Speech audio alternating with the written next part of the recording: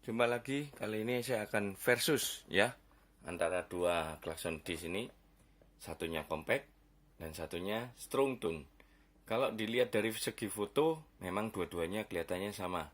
Tapi perbedaannya sangat mencolok. Satu, ya pasti dari harganya, lebih mahal ini. Kedua, untuk diameternya. Nah, nanti akan saya compare untuk suaranya. Sekarang yang terpasang ini adalah yang compact disc. Sekarang ini yang saya pegang adalah strong tone. Nah, sebentar ya, saya lihat coba dulu. Dari segi diameternya aja sudah jauh beda. Kalau yang posisinya untuk compact itu kurang lebih 7 cm. Sedangkan untuk yang strong tone sampai 8,5 atau 9 cm. Dari sini segi perbedaannya sangat mencolok. Nah, kalau ditanya lebih enak mana suaranya, lebih kenceng mana suaranya, ya pasti ada harga, pasti ada rupa. Kenapa keluar versi yang compact? Karena dulunya keluar ini, mungkin harganya jauh lebih tinggi.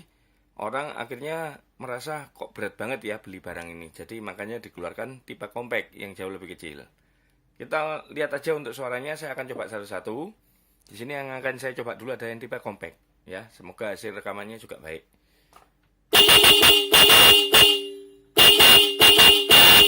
Oke, itu yang tipe compact. Sebentar, akan saya pasang untuk yang tipe strong tone-nya ya.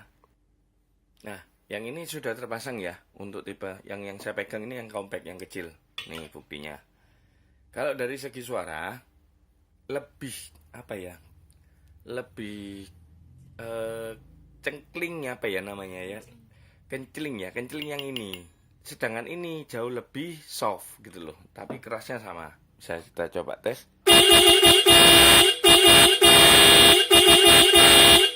Jadi kalau secara bobot, anggap aja bobot suaranya lebih enak yang ini. Tapi yang compact juga nggak kalah. Karena dia sistemnya suaranya kencang banget gitu loh. Oke, sekian ya untuk compactnya. Jadi nanti video ini akan ada di tipe lapak yang compact, juga ada di tipe lapak yang strong tone. Supaya Anda bisa membandingkan sendiri. Dua-duanya ini semuanya tanpa relay ya dalam paket penjualannya. Dan harga yang ada di lapak, harga untuk dua. Jadi mohon jangan ditanyakan lagi isinya satu atau dua. Ya, terima kasih.